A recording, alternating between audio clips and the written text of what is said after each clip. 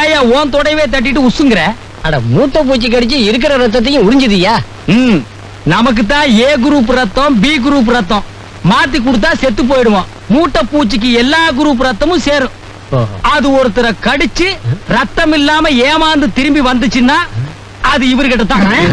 ஏரி கரையின் மேல நான் சாதாரண கைதியா உள்ள வந்திருக்கேன். என்ன தூக்கு கைதியா மாத்திடாதீங்க. சும்மா என்ன நீ சங்கீதத்தை ரசிக்க தெரியாத ஞான சூன்யமா இருக்க? ஆமா, இவர் பெரிய எஸ்பி பாலசுப்ரமணியம். இளையராஜா இன்னிசை மழைய காதுல அள்ளி ஊத்துறாரு.